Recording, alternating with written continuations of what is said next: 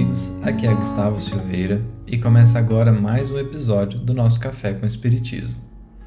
Na introdução de O Evangelho segundo o Espiritismo, logo no primeiro item intitulado Objetivo desta obra, Allan Kardec escreveu assim: podem dividir-se em 5 partes as matérias contidas nos Evangelhos: os atos comuns à vida do Cristo, os milagres, as predições, as palavras que foram tomadas pela Igreja para o fundamento de seus dogmas e o ensino moral.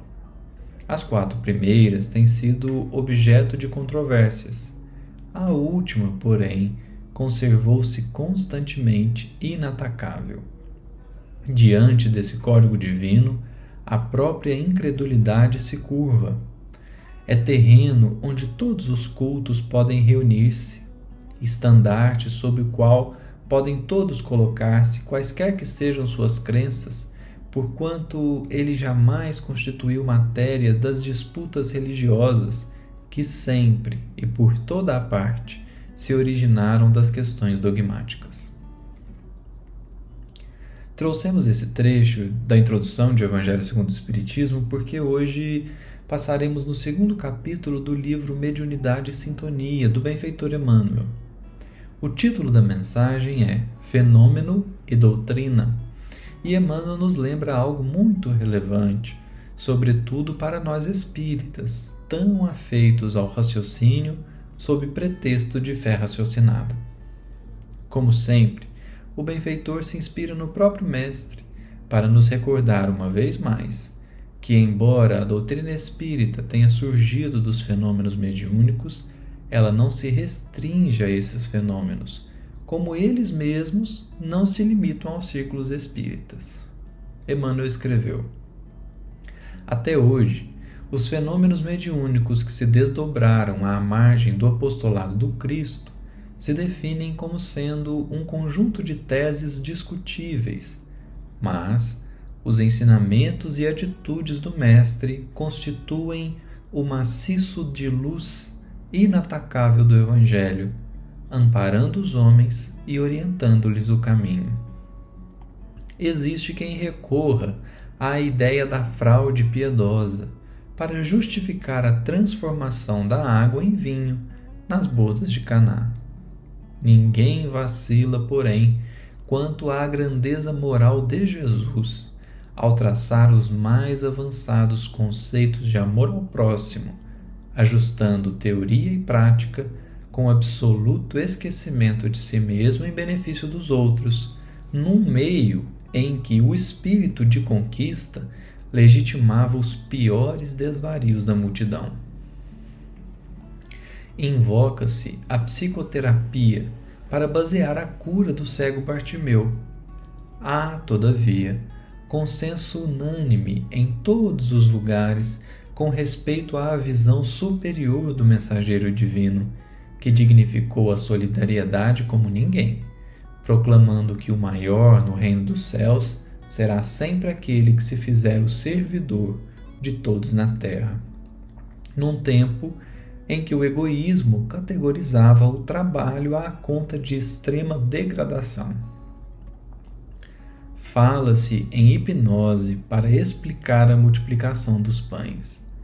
O mundo, no entanto, a uma voz, admira a coragem do eterno amigo, que se consagrou aos sofredores e aos infelizes, sem qualquer preocupação de posse terrestre, conquanto pudesse escalar os pináculos econômicos, numa época em que, de modo geral, até mesmo os expositores de virtude viviam de bajular as personalidades influentes e poderosas do dia.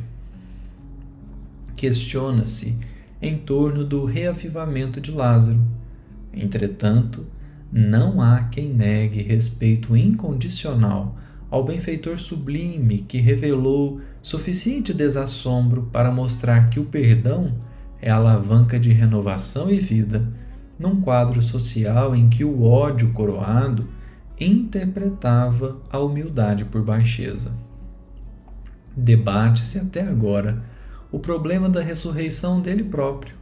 No entanto, o mundo inteiro reverencia o enviado de Deus cuja figura renasce, dia a dia, das cinzas do tempo, indicando a bondade e a concórdia, a tolerância e a abnegação por mapas da felicidade real, no centro de cooperadores que se multiplicam em todas as nações com a passagem dos séculos. Recordemos semelhantes lições na doutrina espírita. Fenômenos mediúnicos serão sempre motivos de experimentação e de estudo, tanto favorecendo a convicção quanto nutrindo a polêmica, mas educação evangélica e exemplo em serviço, definição e atitude são forças morais irremovíveis da orientação e da lógica que resistem à dúvida em qualquer parte. Não existe nada que um fenômeno mediúnico possa provar que o tempo também não seja capaz de elucidar.